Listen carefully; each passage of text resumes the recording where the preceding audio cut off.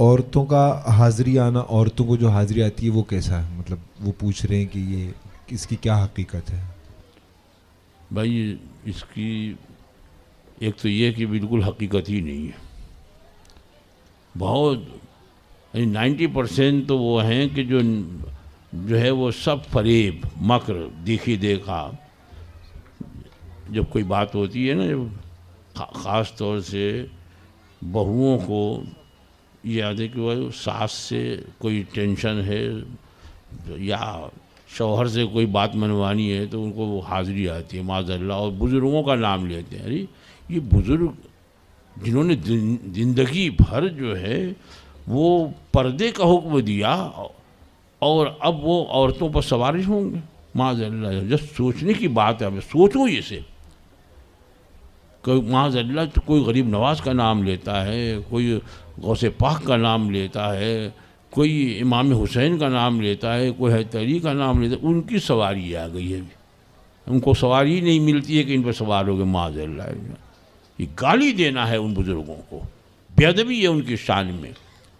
ہاں اگر واقعی کسی پر اس طرح کی کوئی جنونی کیفیت ہوتی ہے، یعنی ہوش میں نہیں ہے اور اس طرح کی باتیں کر رہی ہیں، تو سمجھ لو کہ اس پر کوئی خبیث جنات ہوگا، کوئی جنات اس پر ہوگا. اور وہ جو ہے کافر جنات، خبیث جنات، وہ ان بزرگوں کا نام لے کر کے لوگوں کو متاثر کرتا ہے اور گمراہ کرتا ہے. یہ بھی ہو سکتا ہے، لیکن زیادہ تر جو ہے وہ سب بناوٹ ہے، تصنع ہے.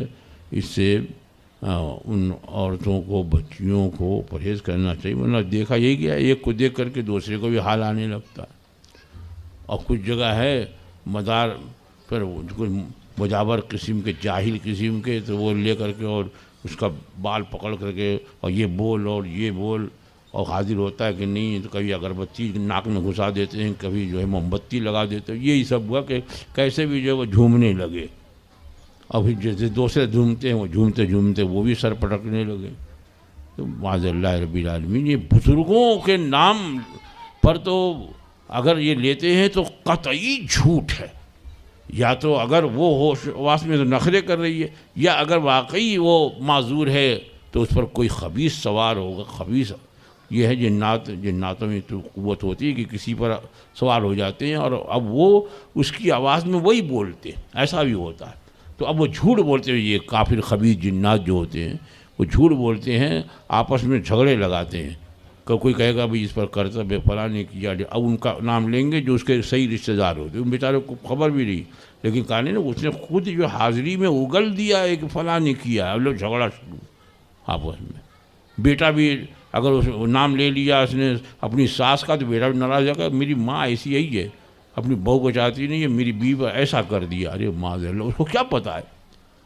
تو ان کی باتوں کا اعتبار نہیں. یا تو یہ جنات خبیث ہیں، یہ جھوٹ بولتے، یا پھر اس طرح کے نخرے والی عورتیں ہوتی ہیں پریشان کرنے کے لیے اس طرح کی حرکتیں کرتی ہیں. اللہ تعالیٰ ان عورتوں کو ہدایت دے. مردوں میں بھی ایسے ان کو بھی ہدایت دے، اور اگر تکلیف میں وہ عورتیں ہیں واقعی تو اللہ تعالیٰ انہیں اس سے نجات عطا فرمائے.